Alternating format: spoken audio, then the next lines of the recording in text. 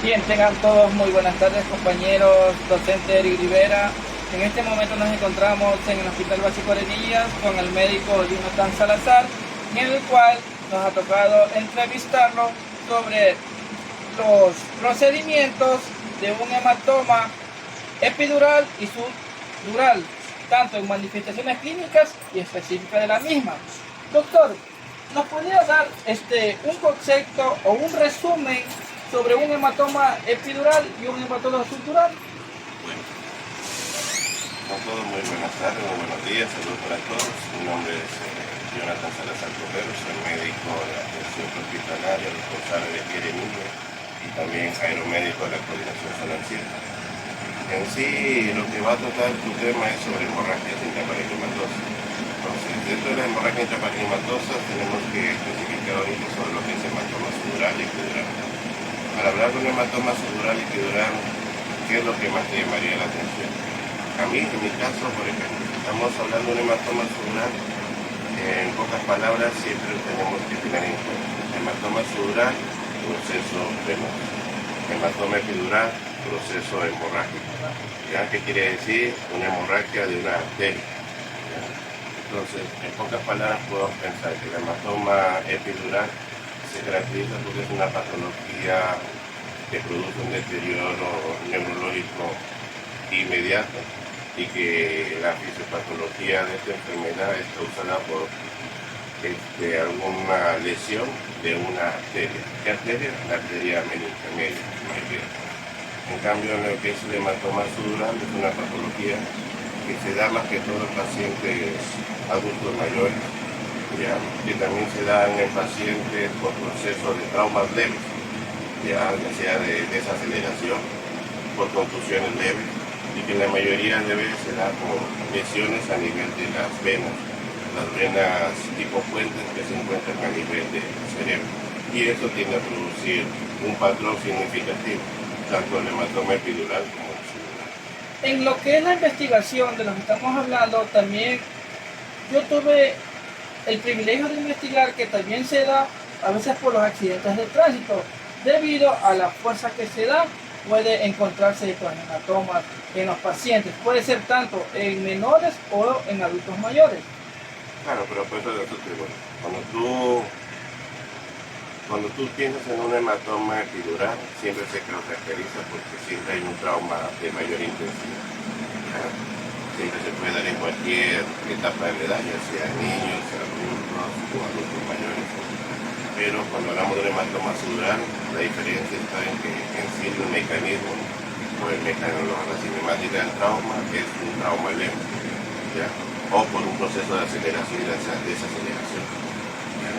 Que mayormente se da en pacientes adultos mayores. Nosotros en la atención hospitalaria, ¿o qué consejo usted nos daría a nosotros estudiantes que ya estamos para graduarnos? ¿Cómo sería el tratamiento a aquellos pacientes que han sufrido estos hematomas? Primero, la recomendación es saber sobre la cinemática del trauma y ver qué tipo de paciente es. Si la cinemática del trauma es un trauma de mayor complejidad o es un trauma leve, entonces ya vamos encaminando.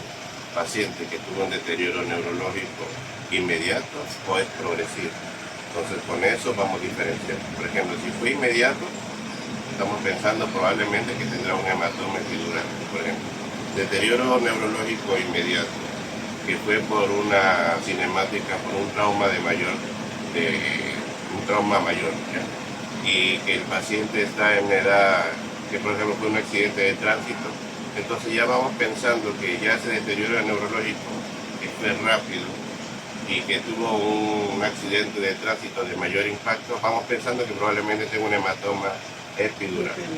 Pero si estamos en un paciente, por ejemplo, un adulto mayor, que estando en la casa se resbala y se cae y se golpea la cabeza, pero al principio está tranquilo, no produce molestia y luego progresivamente se va deteriorando. ¿Qué quiere decir? Que comienza a tener dolores de cabeza, se comienza a estar durmiendo, está somnoliento, o comienza a producirle vómitos y luego convulsiones, y eso de manera progresiva. En eso ya nosotros estamos pensando que probablemente sea un hematoma subdural, ya por el tiempo. En ese caso de paciente decir que los síntomas son un poquito tardíos, que después le da después del Progresivo se golpe que podría le da. decir, porque siempre tiene un periodo luz. Por ejemplo, está el accidente, el trauma leve, la aceleración, el paciente se va a quejar en ese rato del dolorcito que tuvo, luego tiene un periodo que está tranquilo y luego de poquito a poquito se va a deteriorar en el transcurso de 1, 2 o 3 o hasta días. Okay. Al momento va a continuar el compañero Paladines con la entrevista al médico de aquí, de nuestro querido Cantón. 3. Bueno, yo le voy a hacer unas par de preguntas.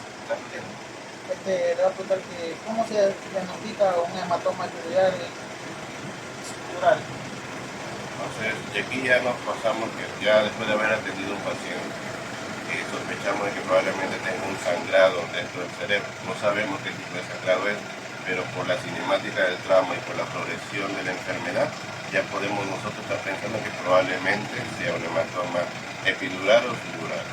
Y a eso le vamos, al llegar al paciente, entregarlo a la emergencia, podemos dar nuestro diagnóstico presuntivo. Entonces, nosotros lo que tenemos que hacer, el paso siguiente, lo más importante, es hacer un examen tomográfico. ¿Ya? Un examen tomográfico el cual nos va a detectar si el hematoma es epidural o sudural. ¿Cómo lo va a detectar? Por la característica del hematoma. Si es un hematoma epidural, se caracteriza porque es un hematoma biconvexo, ya que quiere decir que tiene dos formas, la forma ovoide, ya que hacen compresión al cerebro y tiende a producir mayor sintomatología. Esa compresión del cerebro es lo que hace que la sintomatología sea inmediata. ¿Ya?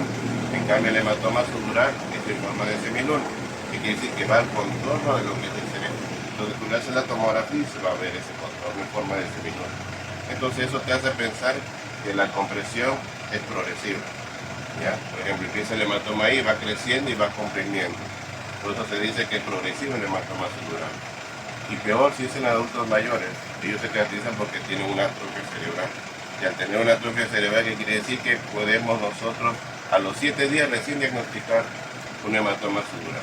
Pero para qué otro método diagnóstico podríamos utilizar, que se utilizaría solo en pacientes con un hematoma crónico, se utiliza una resonancia magnética, sería el otro paso. ¿Ya? Entonces tiene dos formas. En la parte aguda podemos utilizar una tomografía, ¿ya? Y en la parte ya crónica podemos utilizar una resonancia magnética. Bueno, la otra pregunta es, ¿qué tipo de trauma puede causar un hematoma estructural como manifestación y sus síntomas? Hablamos de sudural, como ya te había dicho, los hematomas sudurales se caracterizan porque se producen por desaceleraciones.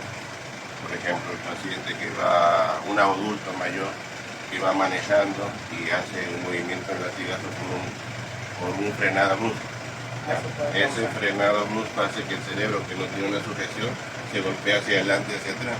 Y las venas que están irrigando a ese cerebro son las que se lesionan y comienzan a sangrar. O sea que por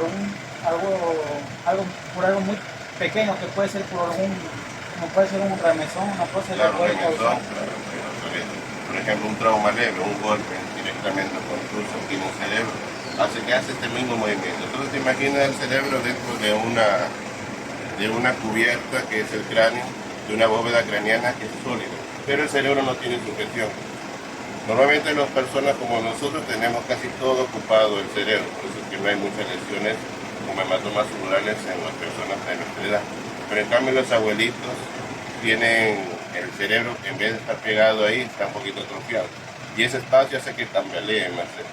Y hacer este movimiento hace que se lesionen las venas puentes, que quiere decir las venas que van desde el cerebro hasta la cavidad craneal. Esas son las que se lesionan. O sea que una persona joven, si tiene ese, como te dice, que el frenazo no le puede causar, pero a una persona mayor sí le puede causar. Mayor probabilidad de que le produzca sangrado sí, a adultos mayores, por la atrofia cerebral, ¿ya? Por la ocupación del cerebro.